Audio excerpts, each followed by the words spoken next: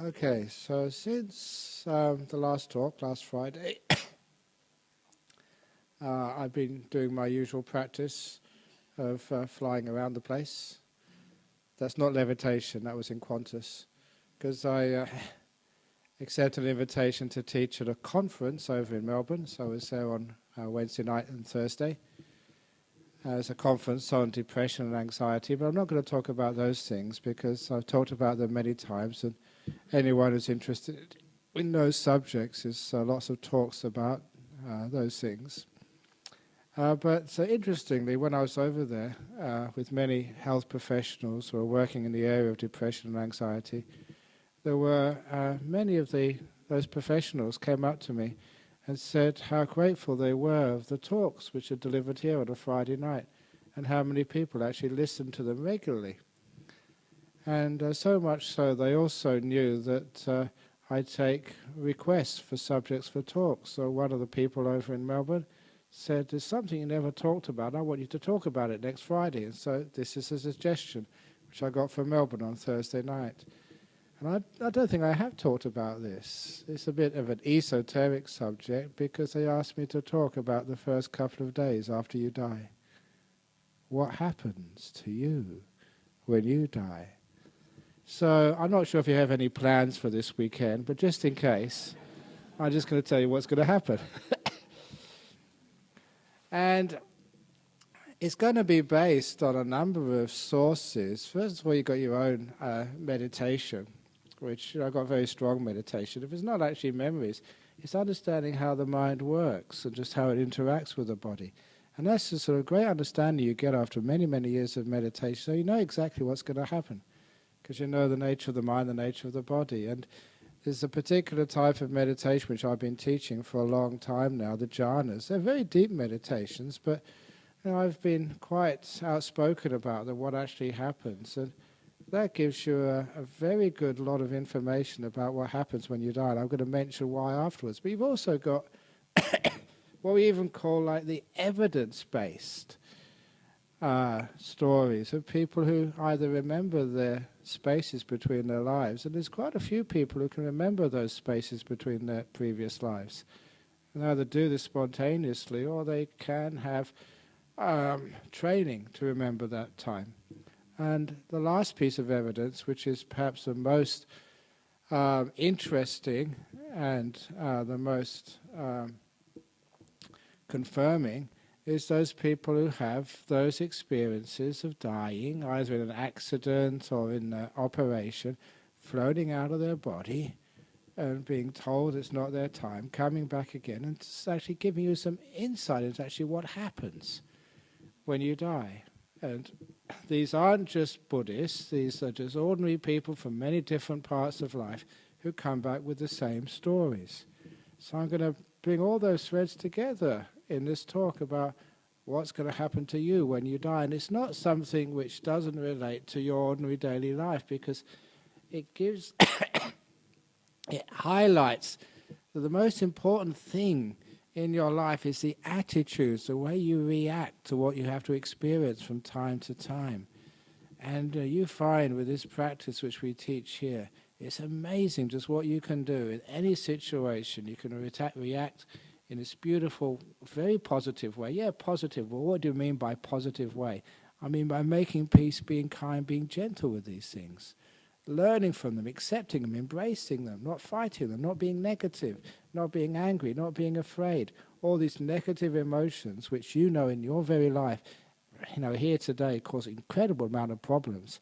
They're the ones which might cause problems to you once you die. But let's go back to what happens just before you die, because that will inform what happens afterwards.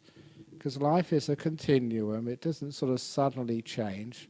You know, when you go to bed at night, you wake up pretty much the same person in the morning, maybe a little bit older, but pretty much the same, at least recognizable. You don't morph into something different. So this is actually what happens even when you die. There's not sort of a sudden morphing into something terribly different.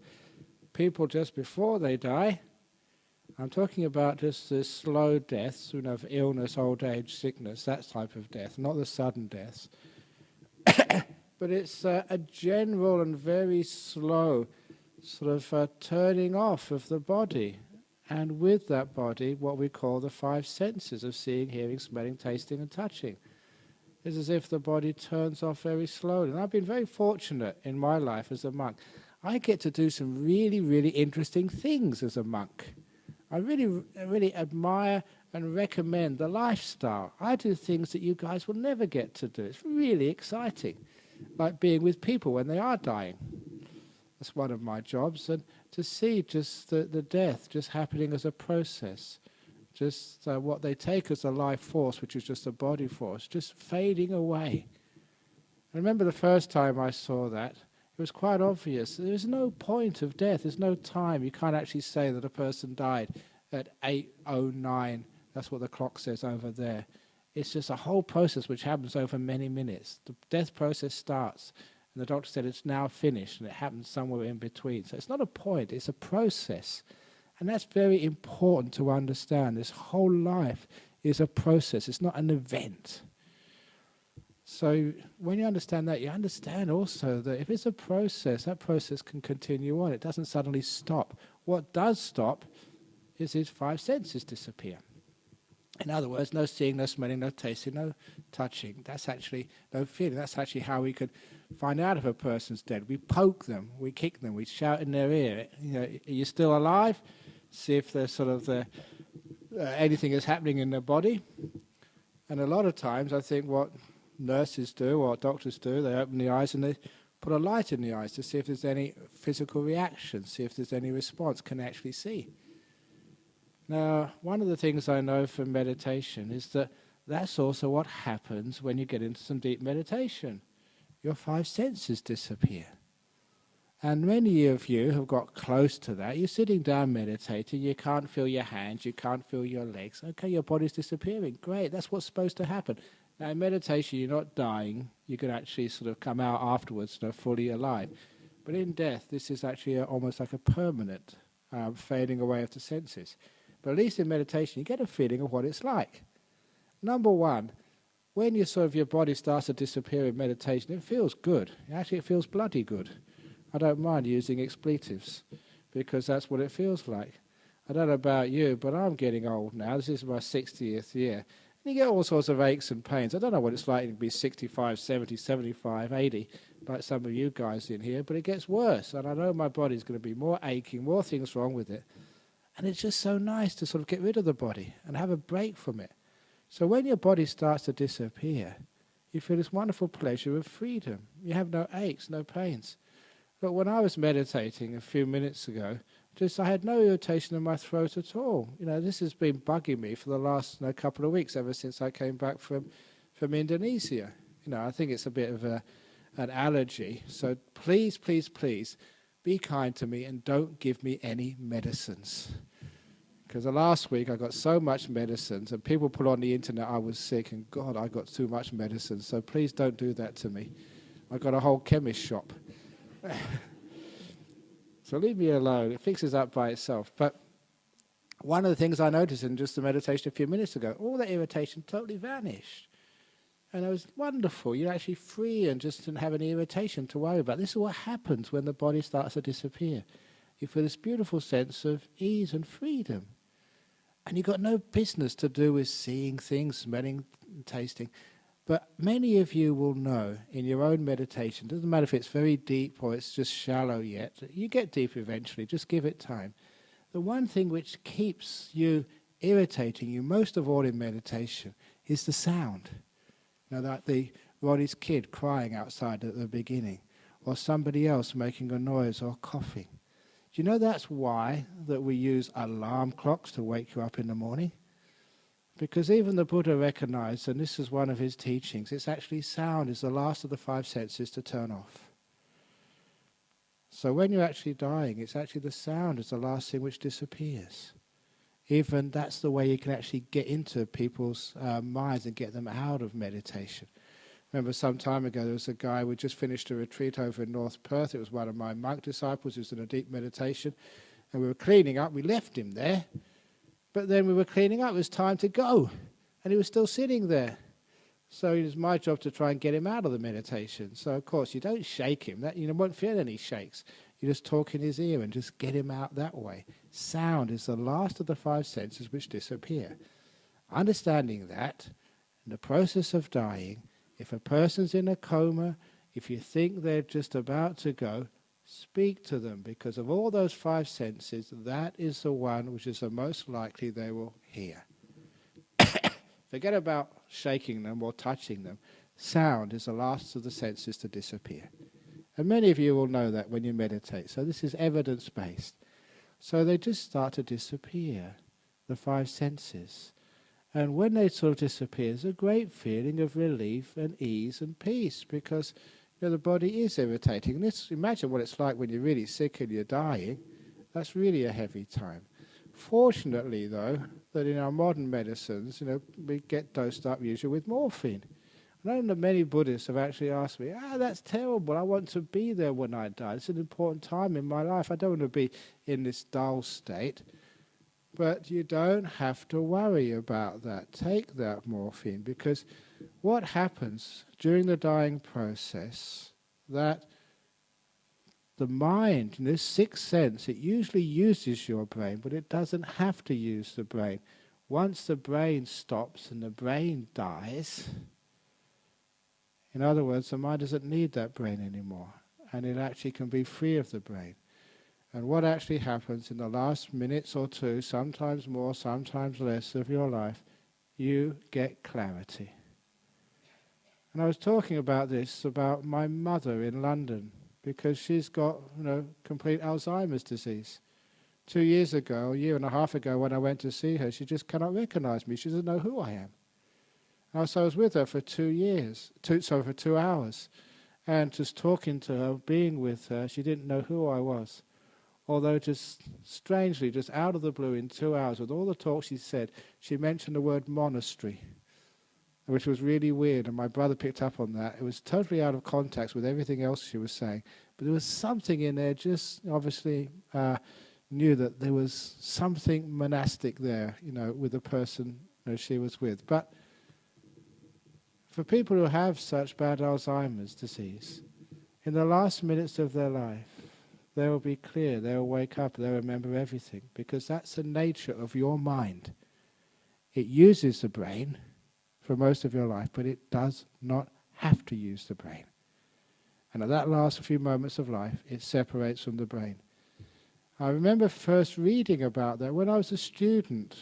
I remember reading widely in literature, and I used to read Tolstoy, and he said one of these stories, it was a fascinating story because this was over 100 years ago, that there was a story of a person, quite a wealthy person in his country house, who had this sickness and who was in pain constantly, moaning and screaming, literally 24 hours a day, would not sleep. And it was driving all the people in the house crazy. Imagine that you're in a house and there's someone moaning and screaming in pain and there's nothing you can do about it. Being wealthy, they tried to get all sorts of therapists, homeopaths, allopaths, everything, but nothing could relieve this person's pain. And Tolstoy, a beautiful writer, was describing the emotions of the people who had to deal with this for many weeks. But at the end of the story, he mentioned that everything suddenly went quiet in the house. But the man hadn't died yet. For 5 or 10 minutes, he was free of pain, clear, lucid, before he passed away. And that's so common. I'm not sure if there's any doctors or nurses who have actually witnessed that. I've witnessed that the last few moments of a person's life are clear. There's a person who comes here regularly. I'm not sure if they're here tonight. They told me the story of they were with their father here in Perth. He was dying, and she was with her sister. They were sitting on either side of the bed, holding their father's hand. He was in a coma, hadn't sort of spoken for many, many hours, or a day or two, I'm not sure. And they were just waiting for him to die, just waiting for that last breath to go out and not come in again, holding his hand. And of course, you never know when that moment's going to happen. I've been there with people, and sometimes you're waiting there for hours. And they seem as if their last breath, and you think that's it, and then suddenly they breathe in again. And in this particular case, it was his last breath. He stopped breathing. But then he opened his eyes. And he leaned up from his bed and looked around at his two daughters on either side. And they said that without any plan, they said in perfect synchronicity, "We love you, Dad." And then he closed his eyes and passed away. But what really took them by surprise was that even though he was been in a coma for such a long time, even though he was not supposed to be able to see or feel, the last minute he did. He looked them in the eye, and they could speak to him the last words. There was an even better example, which was in a Time magazine, of all things, article on the mind. This was the most amazing time when the mind separated from the brain. I think it was, so we did have a copy of this in our monastery, I think 2009 or 10 or something, January edition, Time magazine, The Mind. But anyway, there was a doctor over in the United States was treating a person with a brain tumour. And it was a very aggressive tumour, and he was in hospital just waiting for the end, in a coma for many days, because apparently the brain tumour just grows and takes over the other part of the brain until there's nothing left, for a person to be able to speak. All higher brain functions disappear, and eventually the last part of the brain is just used for keeping the body alive, for doing the basic functions of breathing and keeping the heart going and the other organs going. But soon there's no capacity left in the brain to do anything, and that's when the person dies. So the fellow had been unconscious for a long time, and the doctor had told him what the prognosis was. You go into this coma and never come out again. But this person did come out. He just again opened his eyes, he bent up. But this fellow talked to his family for 15 minutes, saying their last goodbyes. For 15 minutes he was totally clear before he died. And the doctor was totally amazed. It couldn't have happened, but it did, because by that time there was nothing left in the brain to perform such functions. And I believe I've told many of you, many years ago, Professor John Lorber, about the boy with no brain, an honours student in mathematics at Sheffield University. So an honours graduate who had a slightly misshaped skull. The doctor gave him a brain scan, a CT scan, and it was only 1% cortex was there, everything else was missing. Basically, as Professor Lorber said, he had no brain to speak of, and there's no way that that small amount left could actually compensate for everything which was missing. And at that time, when I tell that story, I also want to do research, and I asked people, because his whole head was just filled with cranial fluid. There's no brain there, no grey matter. So I asked people, if you can do an experiment and help me, can you move your head from back to forward? Because if you can hear any sloshing inside, that must be you as well. You've got no brain, it's just cranial fluid. But that fellow was an honours student in mathematics, brilliant, normal, had a girlfriend in every which way. You wouldn't know he had no brain. And how can that actually work? And as far as I know, as far as Buddhism knows, your mind, that ability to cognize, to form thoughts, to actually exercise will, is independent of your body, especially independent of your brain. And in that last moments of life, that's what happens. Your mind gets free of this brain and this body, so it can become clear. So that's very well documented, that's evidence-based, that when the last moments of your life, you will be clear. So I know the last moments of my mother's life, she'll be very clear. Now what do you do with those last moments? That's the next thing.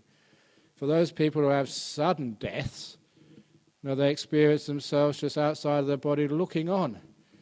And that's an evidence base. That's actually what happens, because there's so many people have actually reported sort of what they call NDEs, near-death experiences, going out of their body and having the experience of being able to see and hear, but without a physical body.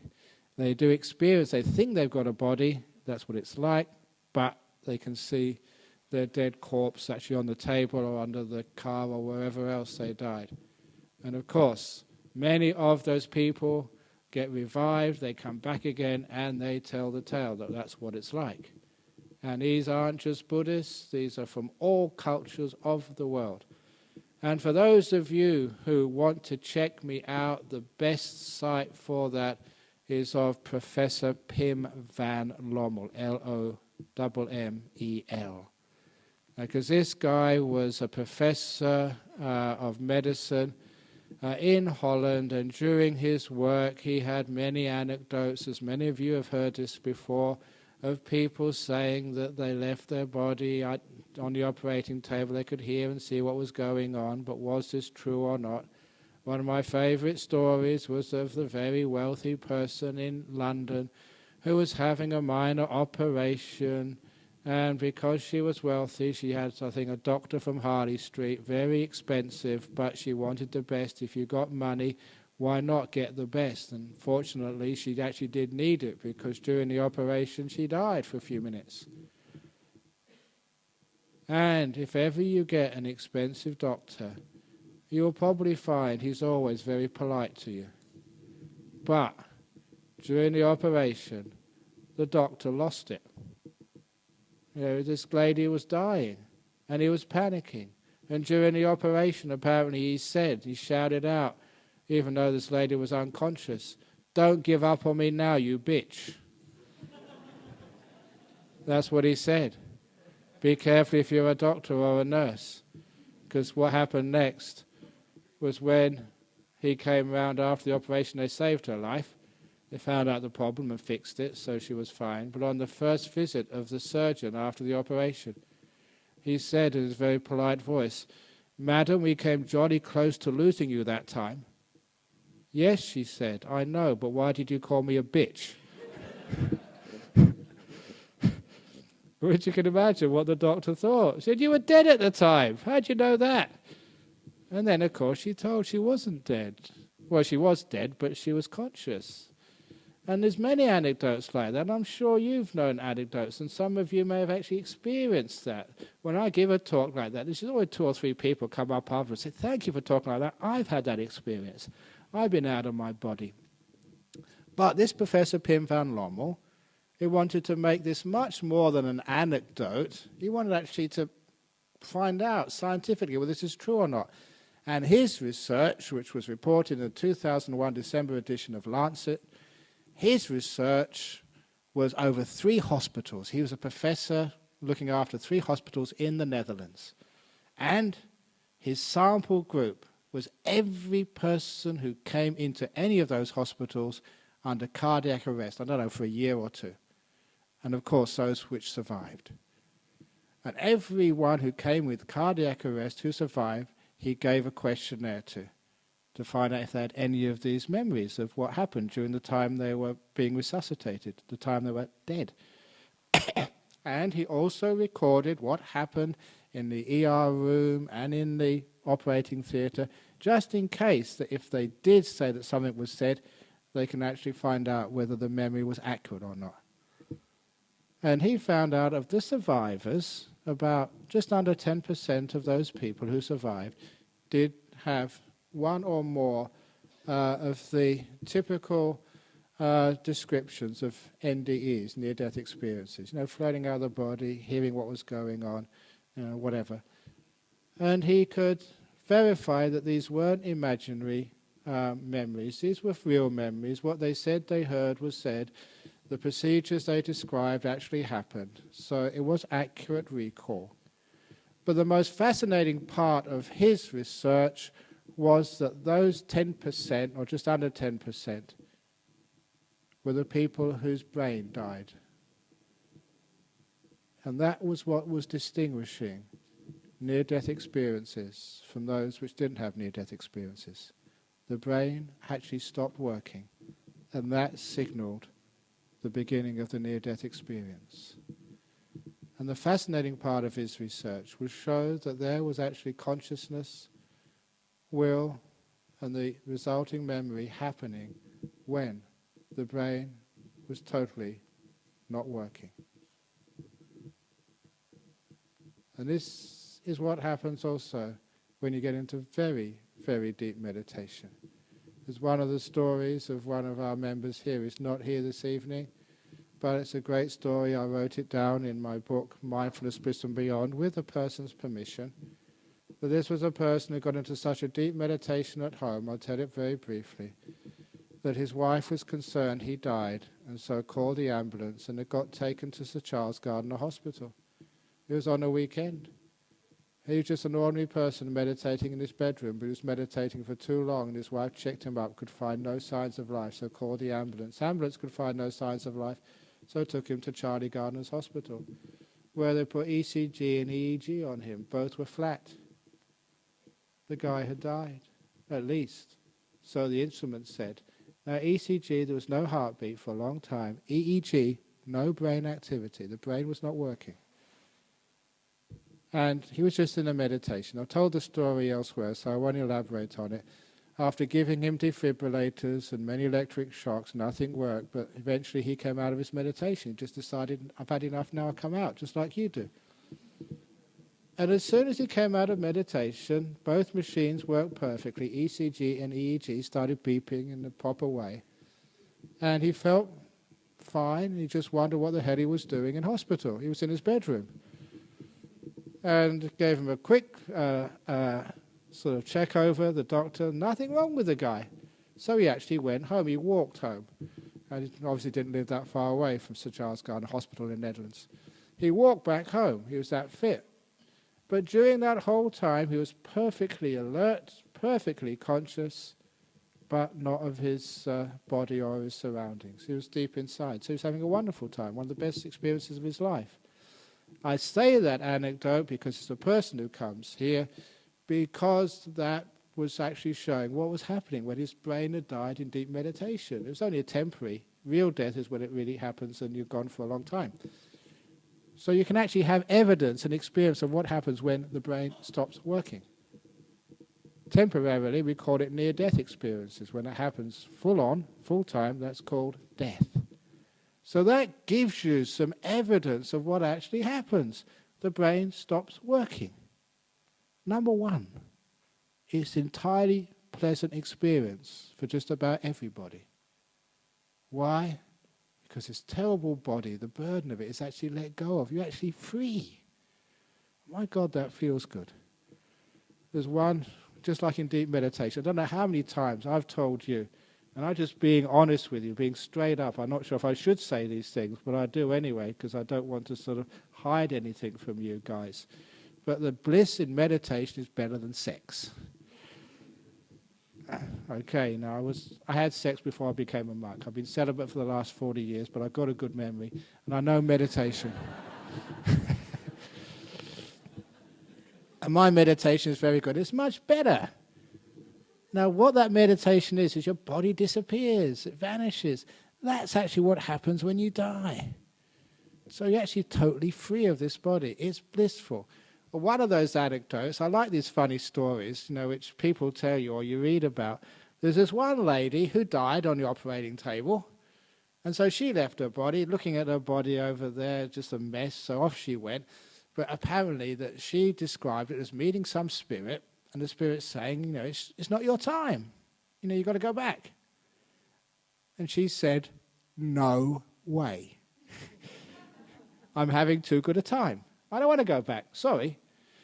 And the spirit said, but you have to go back. I don't care about that. I'm not going. People are pretty independent these days.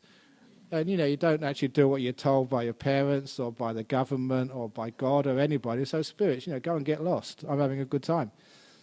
So that degree of independence, she didn't want to sort of go anywhere. Until eventually having this argument, you've got to go back, no way. Apparently she described, because obviously she did go back, that's why she could tell this story, this spirit sort of got hold of her and threw her back into her body. And it just had all this aches and pains and heaviness again. And she was really pissed off at that spirit. I mean, really big time. So when she gave this interview, she said, "Now, when I die next time, of course I will die eventually, I'm going to find that guy. And you do know what I'm going to do to that guy, what he did to me."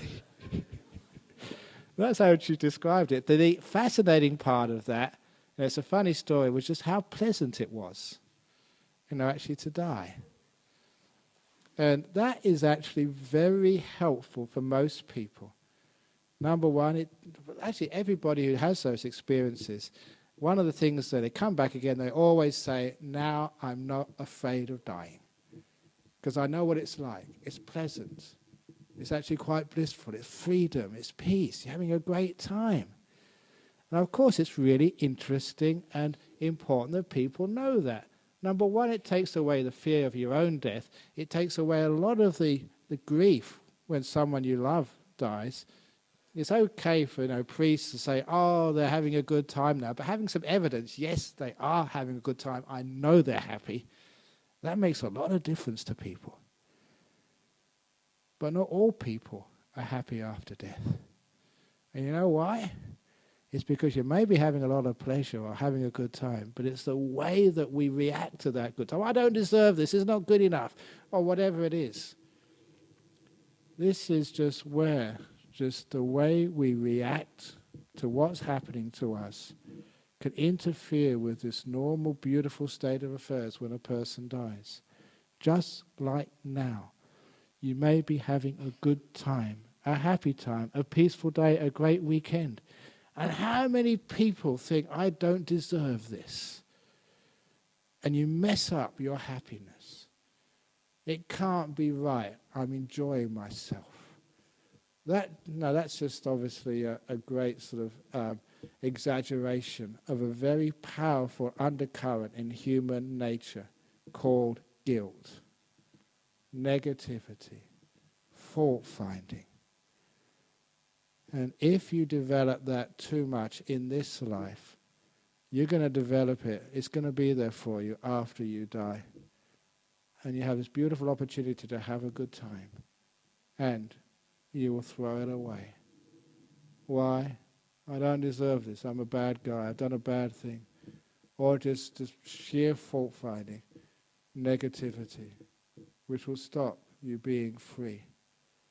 Even right now, I've spent a huge amount of time in these Friday night talks talking about overcoming guilt, having a positive view of yourself, letting go of the pain of the past, not being a prisoner of any sort of bad things you've done, looking at the two bad bricks in the wall in the context of the 998 good bricks in the wall, getting that not positive attitude, but fair attitude to life. I don't like the word positive attitudes of life because that's just overdone. Being fair, being reasonable, being just, with yourself. You're not a bad person. I've never met a bad person in my whole life, even though I've met John Howard, and I shouldn't have said that.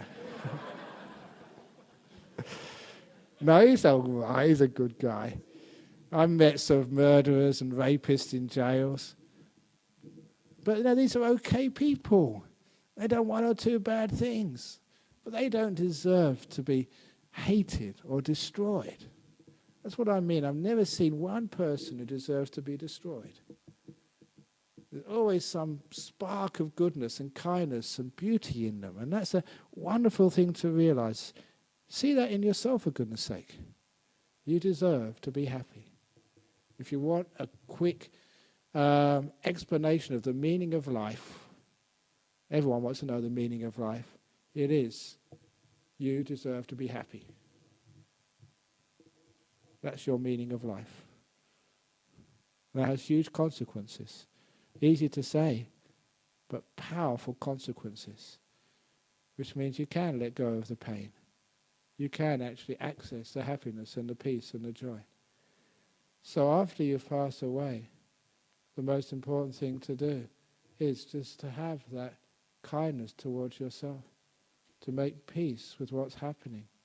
A lot of times fear dominates people's lives, and one of the reasons why I give this talk tonight, and thank you for the person who reminded me that I should have given this talk years ago, is to take away your fear, so you know exactly what's going to go on, and you realize it does go on, and this is what happens.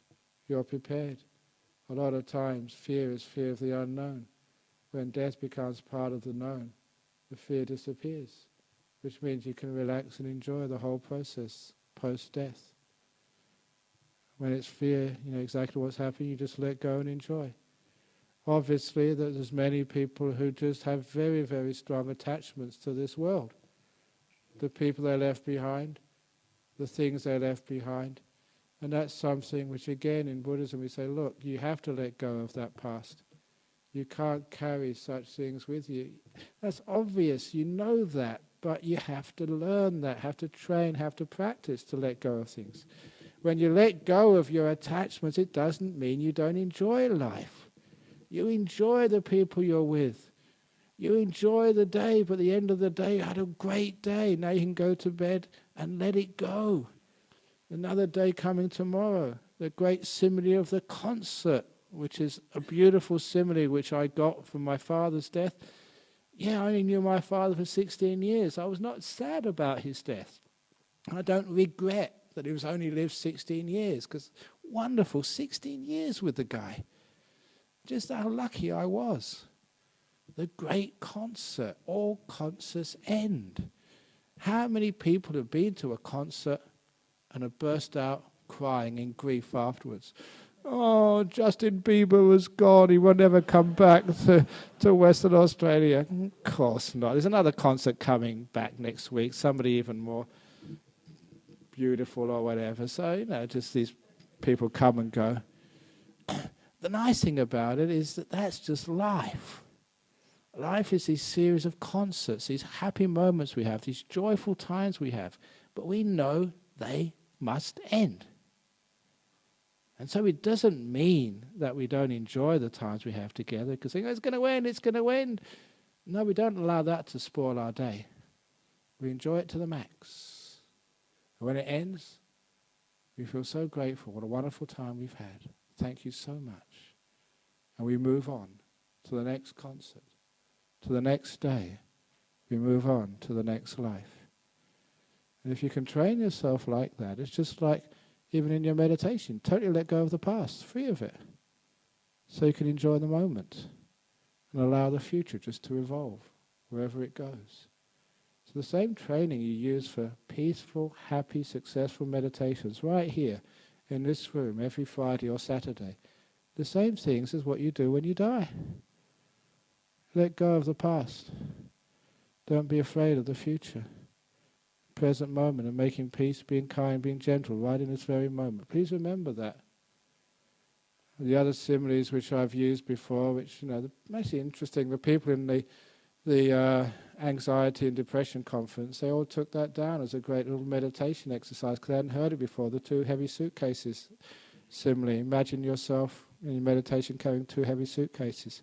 The one in the left hand is the past, one in the right hand is the future. And how heavy it is to actually to carry those suitcases. And you imagine yourself putting down the first suitcase and the second suitcase, and you're free of all the burden. So you're in the present moment between the 2 suitcases of past and future. That's what you do when you die. You let go of your past. You've had a whole life behind you. And in that whole life you have many beautiful experiences, some unpleasant experiences, but remember you have to have both. The unpleasant ones is where you learn, and the pleasant experiences are like the holidays. It's the hard moments, it's like your work. That's where you work, how you learn, you test yourself, you move forward. You learn from those unpleasant experiences. We always call them growing pains. And the unpleasant experiences, that's when you get your paycheck, you're having your holiday, having your good time. That's part of life. But when we die, we let go of the whole lot. We don't carry anything with us. Everybody says you can't take it with you, but you try to. That's the problem. So when you've trained yourself to let go of the past, and you know right now, in this very life, if you can let go of the past, only then can you enjoy the moment. It's amazing how much people actually stop themselves enjoying life because of something which someone said to you or did to you, or what you did or said in the past. Why on earth do you do that? It's total loopy stuff as far as I'm concerned. You're crazy.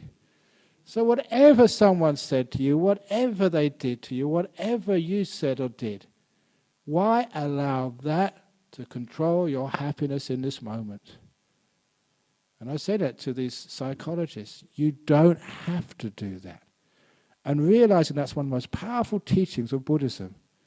You don't have to carry the past into the present. You can let it go.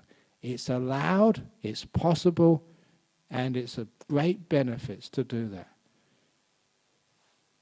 You can be free. No one is torturing you because of what you did or what someone else did to you. No one is torturing you, only you are. You have to let it go. And a good example of that is like a story which I saw engraved in stone in Borobudur, this great monument in Java, which I hope you've been to. It's a very beautiful monument, ancient Buddhist monument in the middle of Java. And I was very fortunate because one of my mates over there, the monk Sri Panyawara, a beautiful monk, I tried to get him over here many times, but he's not that well, and so he can't come. But he gave me the VIP tour of Borobudur. His monastery is really close by. So I got this VIP tour, by this very great monk around the temple, pointing out all of the carvings. And it's designed like the world system, and the bottom is like the hell realms. And I don't know why, that's what I was interested in. People always like horror movies and dramas where things go wrong. But anyway, that one of the carvings in the bottom there really took my attention because I could actually see, now this is actually how this death process works. Because it was an old Buddhist story of a guy who had actually, pretty good guy, but he did one bad act. He pushed over his mother and she injured herself. And of course he felt so guilty about that when he died, he got born in this hell realm. And he went down to meet this guy, in this terrible realm. And he saw this fellow, having his head cut with a razor wheel, just cutting into his head continuously, obviously without him dying. And he's in great pain. But this guy said, "At last you've come, because when I got this wheel, it was 600 years ago, because I hurt my mother. And I was told that in 600 years' time, another guy will come, because he also hurt his mum. And when he comes, the wheel will leave my head, and I'll be free of this torture, and it will go into this other guy's head. And here you are, here's the wheel." So the wheel left this other guy, and the guy sort of vanished from this torture. And it went into this new guy's head, and it was cutting his head, incredible agony. But this fellow, this new guy, he had thoughts of kindness, of compassion. And he said, "I'm going to take this wheel not for 600 years, but for 3,000 years. So the next 4 or 5 guys don't have to bear this. I'll take their punishment for them." And of that kind thought, the wheel shattered. And he was taken away from this hell realm and reborn in a heaven realm. Just one thought of kindness and compassion did that. That was not a myth. That's a metaphor of what happens. Whatever you have to experience, in fact, what you do experience, is your attitude creates that experience. Your attitude is the creator, the generator. So when you die, please don't have any thoughts of negativity, because at that particular time, you are creating your world.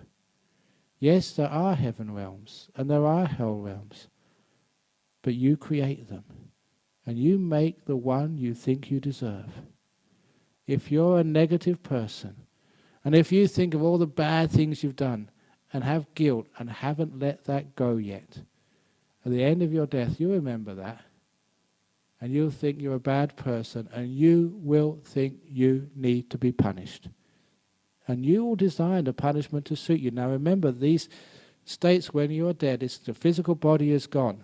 You're in a mind-made body, mind-made realm. These are created by your mental world. And I just know how powerful that is, your mental world. But because you create it, you can do all sorts of things with it. one of these stories, just to show you what can be done. Many, many years ago when I started meditating, I was getting into a deep state. My body had gone. And I saw this monster in front of me, like a demon. With big eyes, red eyes, big fangs in his mouth, dripping blood, fresh red blood, a necklace of skulls, and this really spiky hair, the tongue hanging out. And right in front of me in my meditation. Now, would you guys be scared? A lot of times people ask you because they just don't know what to do. I was wise enough, even by this time, to know how I create the world. And because I knew that I was the creator, and because of my character, the first thing I did was put a couple of sunnies over this guy's eyes. I just needed to think that. And this guy's had like a pair of Ray-Bans over his big googly eyes. I blacked out a few of his fangs like I used to do as a school kid, doodling. And I put a cigarette out of his mouth to make him look like some delinquent monster. I think the last thing I did, I put a straw hat over his head with a little flower coming out. I created that monster into something which was totally ridiculous, at which I laughed inside, and the monster went and never came back again. Because I created that thing, and I could uncreate it with a positive, fun, compassionate mind. And that actually happened to this one guy in our monastery years ago who came to see me. He was staying for a few months or a few weeks. He was actually seeing in every of the paving bricks, he see a monster come out of him. He thought he was going crazy. And I told him that technique. One day later, he said, "Had a wonderful day. Amazing how I could create these funny pictures out of these monsters." And of course, it just disappeared after that. Now, this is the power of the creative mind in meditation, especially when you get into deep meditations or when you die, which is pretty similar, when the body disappears. You haven't got so many restrictions, caused by solid stuff on what your mind creates. So remembering that at the end of your, when you die, please learn how to create these very positive and beautiful things. And of course, you're going to be creating your next realm. You create it.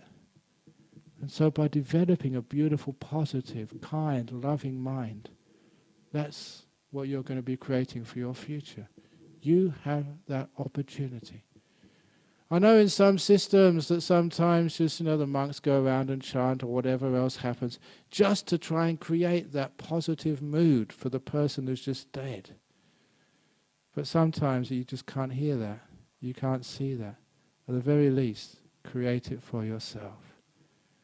Yeah, you will get reborn somewhere, but it's really up to you. And you'll get reborn where you think you deserve to be reborn. You create these worlds.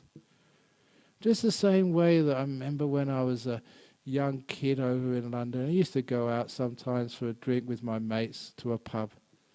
But some people used to go to these pubs in London, and there will always be a fight. Like I saw it a couple of times. A couple of people would get drunk and they'd have a big punch-up outside and blood everywhere. And I thought, why do people go to pubs like that? And the reason is because they like fighting. They're looking for that. I thought, why do people create these circumstances where they get into this violence, they get into this negativity, they get into this pain?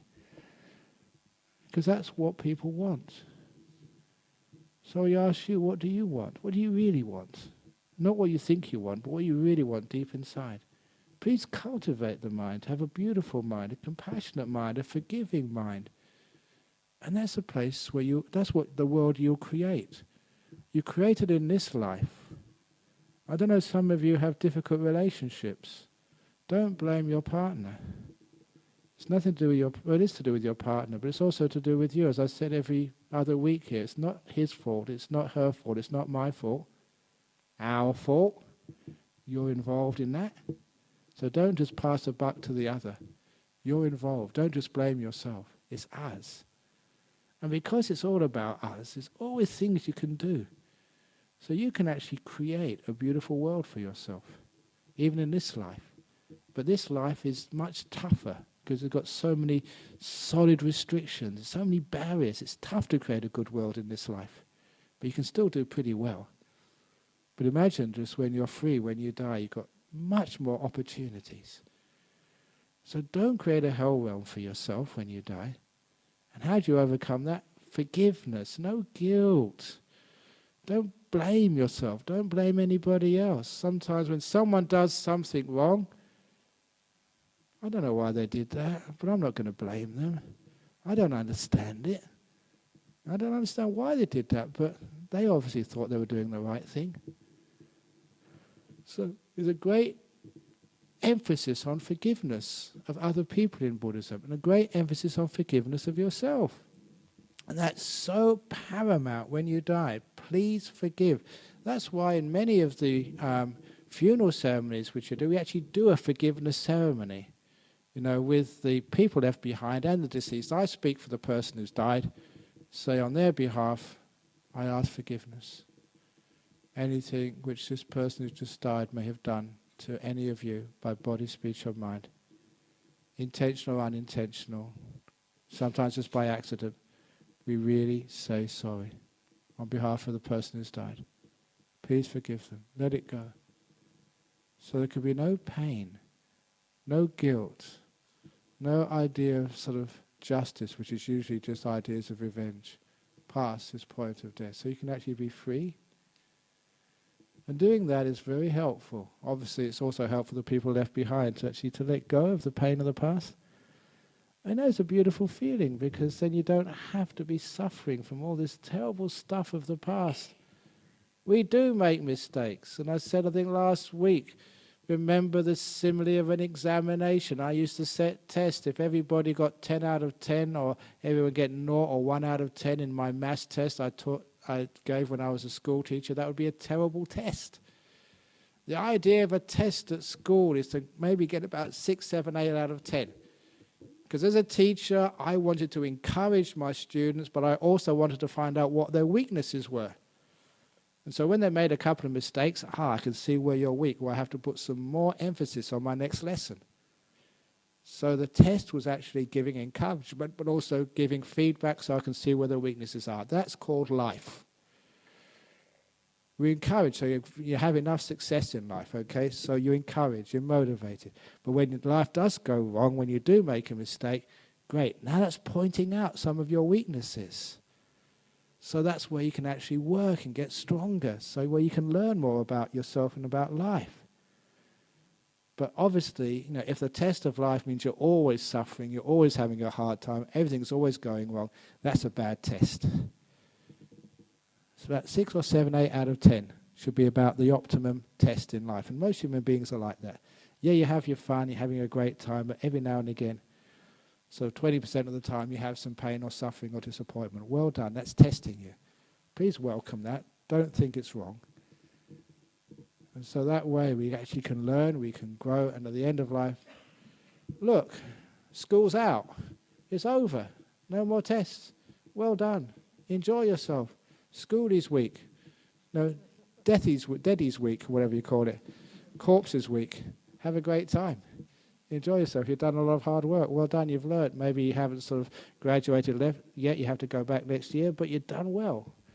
So that positive attitude towards yourself and the positive attitude, or rather, the wise attitude to the mistakes and the pain of life means you don't get angry, you don't get negative, which means at the time of your death, those attitudes are just not there.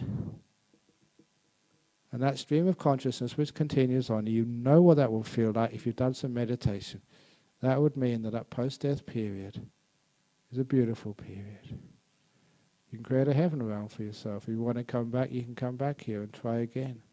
Learn some more. Get some more understanding. Just move your development further along, because you notice one life is not enough to really train yourself to really love, to forgive, to know, but you've all done very well just to have enough smarts, enough good karma to come and listen to talks like this. So you're already sort of pretty far on the path. So just take that further. And understand then that time after the death will be very peaceful, very beautiful. That natural, beautiful feeling of happiness and peace will not be destroyed by any negativity. You can actually go with it, flow with it. I know many people, they start saying they see this person, they see Jesus, they see God, they see whatever. But remember, these are mind-made realms. You're not seeing any sort of spirit or being. The person you're seeing is just a reflection of yourself, what you expect to see. Because I know that from the meditations, every time I start talking about that beautiful light, we call it nimitta in Buddhist meditation. It took a long time to realize that's a reflection of my own mind. I learned that because sometimes my nimitta was a bit dull and dirty, and soon I realized I hadn't behaved that day, I'd done something wrong. That's why it wasn't so pure, but other days it was just brilliant and pure and wonderful and delightful, because I'd done a really lot of good work that day. I realized I was looking at my mind and its purity. That's what actually you see when you die. But don't worry, you're pretty good. You're more than good enough. That's why it looks very beautiful. It's a reflection of you, and if you see sort of some light or spirit, don't think that someone else is judging you. No one else judges you. Only you do. You all know that. At least you should do. No one has the right to judge you. Only you do. And the most wonderful thing is to not judge yourself at all. That's why I think last week I was saying in Indonesia, when a Christian came up and said, what about Judgment Day? And I said, Buddhists don't have Judgment Day, they have Forgiveness Day. It's beautiful, forgiveness, that's love. Judgment is pain, harshness, violence, aggression, judging. Forgiveness, it doesn't matter, you're okay, you're more than good enough. Now that type of judgment, of not judgment at all, but forgiveness, that's actually, if you've been training yourself spiritually, when you die, actually you see the beautiful light, and it's not fearful anymore. It's beautiful, loving, accepting, forgiving. So then you can actually merge with it. And you never think about it as some sort of God judging you. Actually, anybody who actually sees that light, it doesn't matter if it's a Jesus or a God or a Kuan Yin or whatever they see. It's not these things, remember. This is just what you add on to it when you come back afterwards. This is just you. So don't judge yourself. And many people say that's a symbol of love. What is the symbol of love? Forgiveness, accepting, embracing. You come to peace with yourself. Isn't it wonderful to come to peace with yourself before you die? To realize, yeah, you're okay. There's nothing wrong with you. That was such a wonderful insight to have years ago. Allow us to realize, no matter what other people said, there's nothing wrong with me. Oh, what a relief. I'm now going to disprove that. I'm going over time and I should finish off. And I haven't told today's joke yet. So I'm now going to disprove myself to show there's something terribly wrong with me. I tell terrible jokes. But this is apt. It was told me last week, and a couple of people know this, and it fits in here because it's not just human beings who get reborn, but other animals also get reborn. And I don't know if you know that even penguins, they have this beautiful sense of social cohesion, and they have their own ceremonies when one of their members dies. And apparently what happened is this penguin died, and as soon as it died, all its friends came around it to grieve. But then, after grieving for a little while, they actually dug a hole in the snow and the ice, and they put the dead penguin in the snow and the ice, and they covered him over with the freezing ice. And then afterwards, they did a little ceremony for the dead penguin, their friend. They sang a song. Freeze a jolly good fellow, freeze a So that's one of the worst jokes I've ever said on a podcast.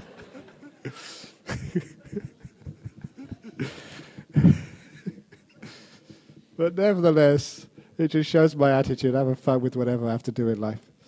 Please keep that attitude, and you know that's actually how you deal with the end of your life. And then you get a beautiful rebirth, or even no rebirth at all if you can totally let go.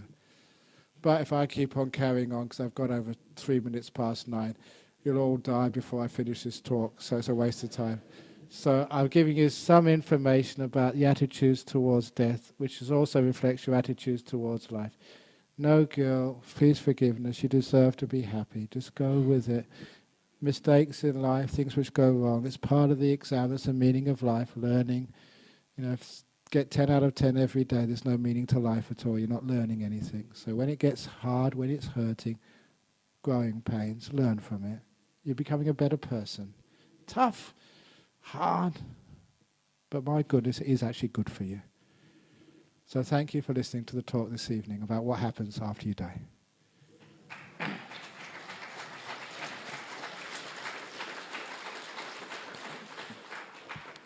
Thank you. So is there any questions about this evening's talk or comments? Yes, go on.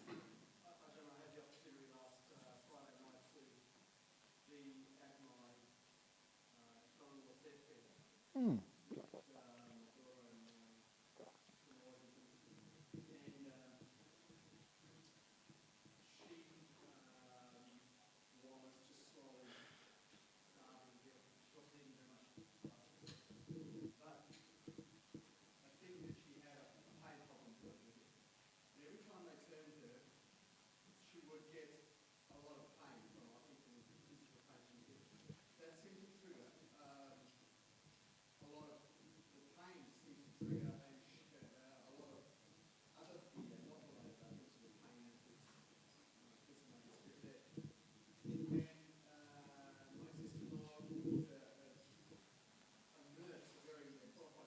Yeah.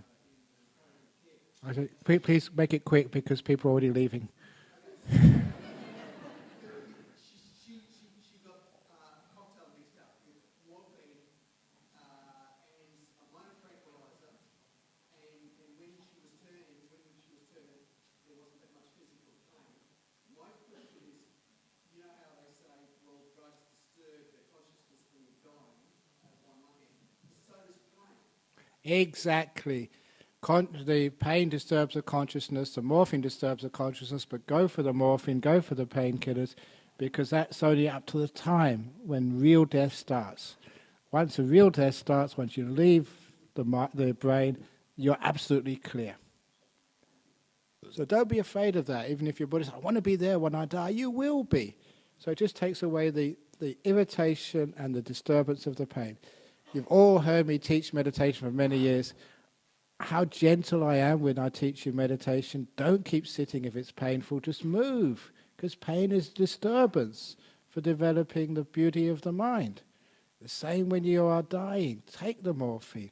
Get into as comfortable a position as you can, physically, so you can forget about the body. Yeah, you will be dull for many, many sort of hours, before your actual death happens. Once the death happens, the brain turns off, just like Professor Pim Van Lommel noticed, then you're free. That's when you can start really practicing, remembering all you've been taught, practicing peace, kindness, love, forgiveness, because then you can do that. If you've got pain, I agree that pain takes precedence. You can't even think about any Dhamma. You're just dealing with the agony and the demands of the pain, which takes precedence over everything else. It shouts the loudest. Absolutely true. Great. Any other comments or questions before you die? Yes.